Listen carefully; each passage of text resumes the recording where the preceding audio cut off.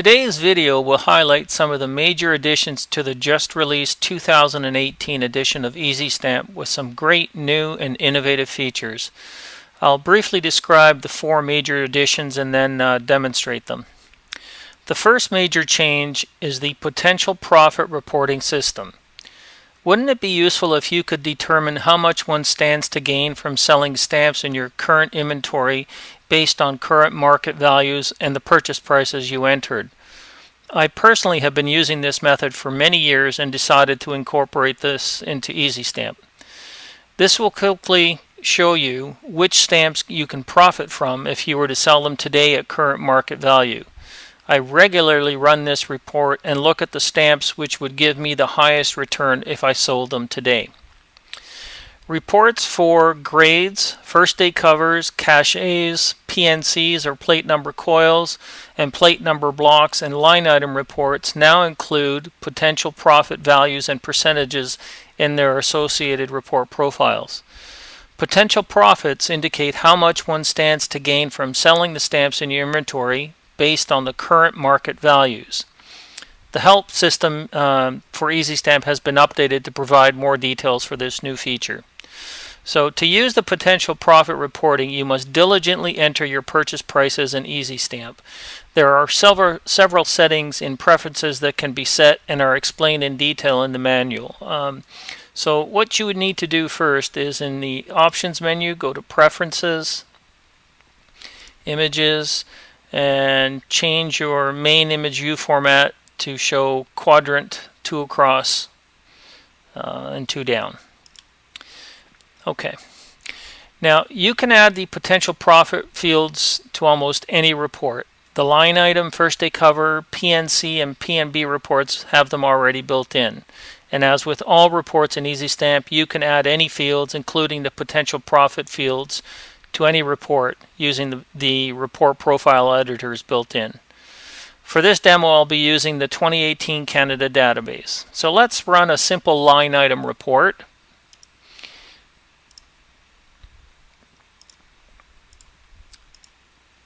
And we'll get a report here. And here's the basic line item report without the potential profits. Now I'll run the same report using the potential profit. So I'm going to say select include any records with potential profit, and we'll show them.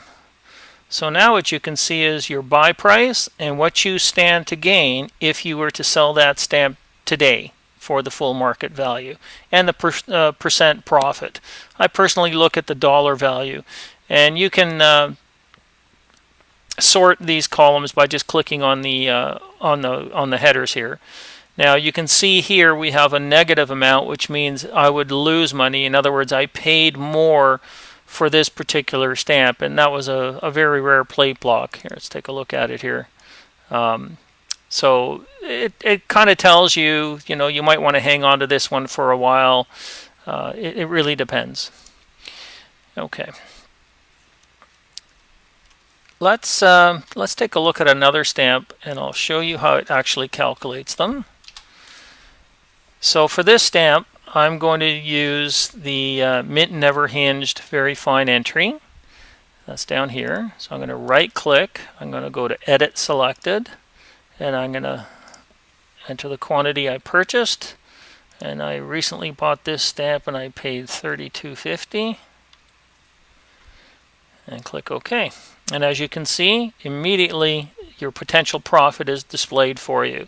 So in this case, I could make $18.40 if I were to sell this today for the market value. Now the same is true for PNCs, first day covers, and plate number block searches. So let's do a first day cover search, and I'll show you that. Oh, I didn't want to save that. So I'm going to show only records with potential profit, and it looks like there's one. So here's the entry that I made, and if you scroll over to the right here, I purchased that for $1 and it's currently worth $45, so my potential profit is $44 or 4,400%. Similarly, we can do the same for plate number blocks. And again, you can see the information here. And here's your potential profit and your buy prices. So this can be a really useful tool if you're contemplating selling some stamps and you want to see which ones would give you the best return.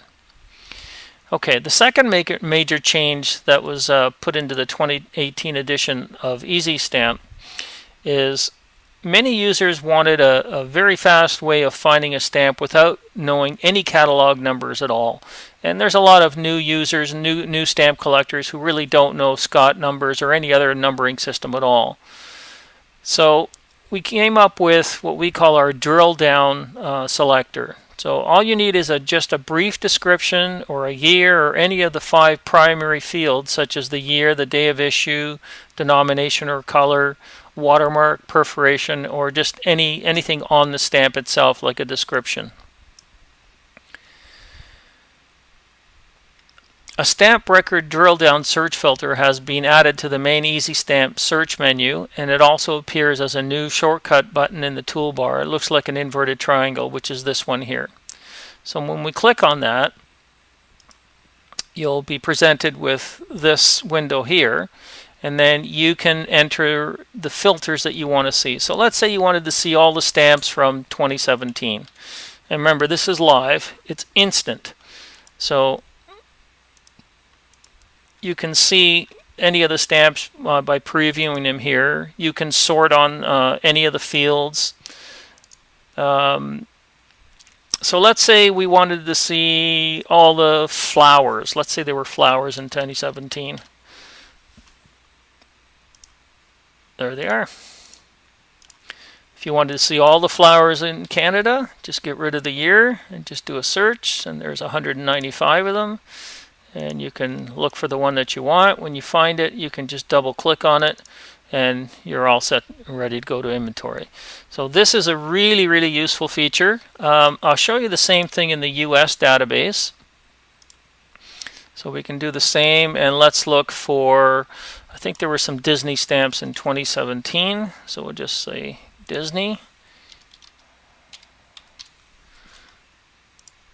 And there they are. If you want to see all the 2017s, just reset and off you go. And as I mentioned earlier, you can sort any of these fields by clicking on the header. So if you wanted to sort on perforation, you could do so. Okay, now the third change in the 2018 edition pertains to images, and we've had a lot of requests for this. Many users and dealers especially are scanning very high resolution images so they can document varieties and details in their stamps. In the 2018 edition of EzStamp, we now changed the image comparison window, which allows you to display an associated magnification window with variable zoom levels to make it easier to see details in your stamp images by hovering or dragging the mouse around the areas in the primary image window. So you can access this from the icon in the toolbar, which is this one here, or you can just left click on the image itself, and let's put this on image 1. So what you can see here is a preview, and then you can zoom. But what I'm going to do first is I'm going to bring up a stamp that I have entered a scan of a fairly high resolution image. So let's bring up number 73. And earlier I showed you that I had changed the preferences to show multiple images. So I'm going to show image number 2 here. Where did I do it here? Okay. So if I choose 1:1, this image is now, I believe it was scanned at 1200 or 2400 dpi, I don't recall which. And you can zoom around in it if you wanted to see particular details. Now, there's also a zoom level. So what you can do is, as you hover over any particular point in the image, it'll zoom up and show you what it is, that you're particularly looking for. And the zoom levels go from 100 to 600. So if you wanted to zoom up to 400 and you were looking for a particular variety or whatever around the number 2, you could do so. So let's bring up another stamp that I have scanned fairly high res. Again, you can see you can hover all over the stamp. I know that there is a secret mark on this second ball, the ball just to the right of the number 1, and you can just see it in the magnification window. And as I said, you can zoom that up to 600% if you like, if you want to get real detailed. But it does require you to scan some high-res images, and I'll bring just up another one to show you how useful this is.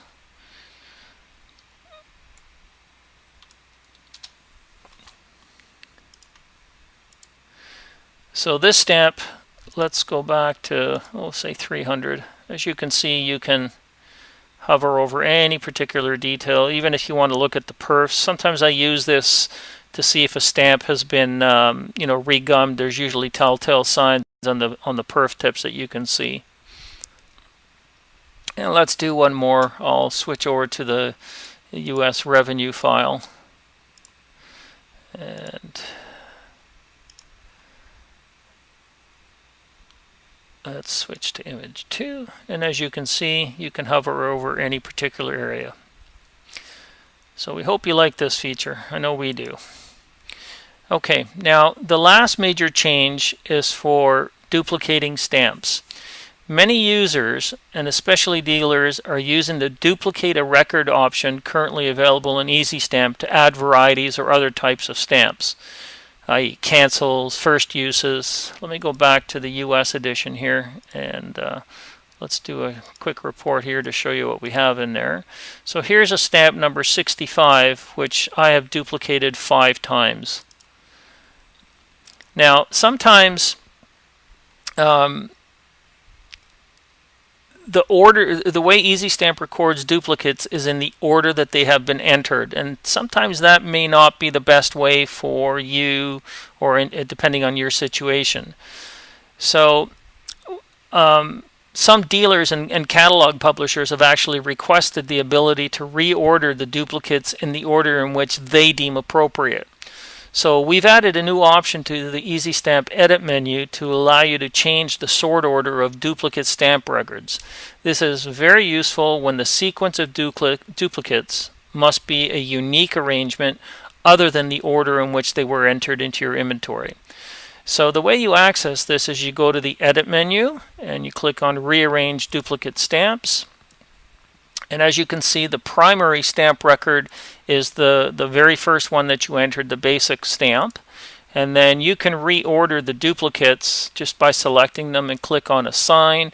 And if you want to see what was particular about, duplicate, say number 2, you click on show and it'll show you that one. In this instance, I was referring to a catalog called Cole, and these were for fancy cancels, but I haven't actually entered those yet. So you can reassign them any way that you like. And then once you click OK, actually we got to move number 1 over there, and then click OK, and then now they will be reordered. So we hope you find that useful. We'll leave you with this last image for your contemplation, and we wish everyone a very happy New Year.